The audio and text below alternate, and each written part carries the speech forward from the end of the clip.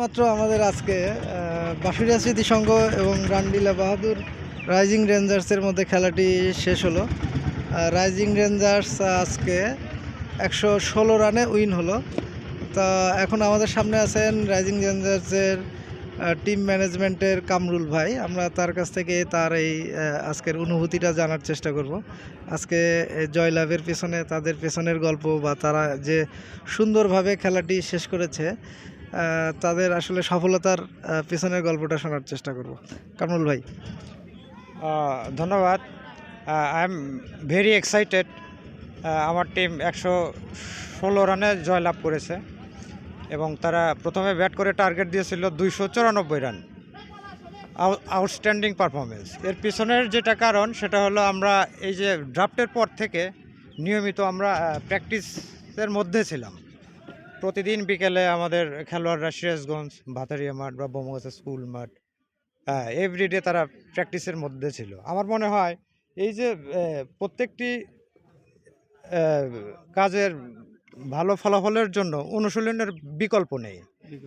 এরই ধারাবাহিকতায় আমরা আজকে এত বিশাল ব্যবধানে জয়লাভ করতে পেরেছি। সর্বোপরি আমার প্রত্যেকটি খেলোয়াড়দের ধন্যবাদ এবং তারা অনেক ভালো পারফরমেন্স করেছে। বিশেষ করে আফিফের ঝোড়ো ইনিংস, যেটা একদম সেঞ্চুরি করেছে। কত বলে যেন 52 বলে 127 run. Outstanding, he is very nice batting.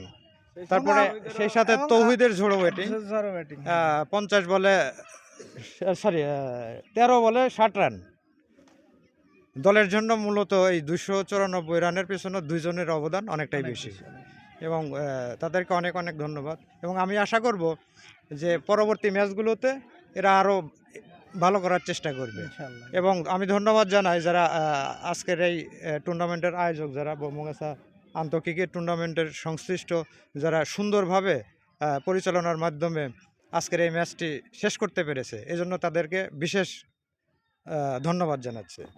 Kamrul ভাই, আমি আপনার কাছে আরেকটি প্রশ্ন রাখতে চাই যে এই যে আমাদের এই উদ্যোগ এলাকার ছেলেপেলে যে খেলাধুলাগুলো করতেছে, এইটা আপনি আসলে কিভাবে দেখেন?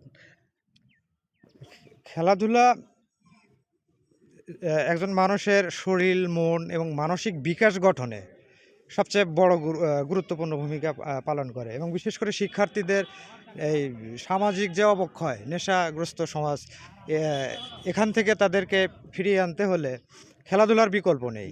এবং পাশাপাশি একজন খেলোয়াড়ই একজন দক্ষ নাগরিক এবং দক্ষ নেতৃত্ব দেওয়ার, সেটা সমাজ এবং রাষ্ট্রের দুই জায়গাতেই তারা ভালো অবদান করতে পারবে বলে আমরা বিশ্বাস করি।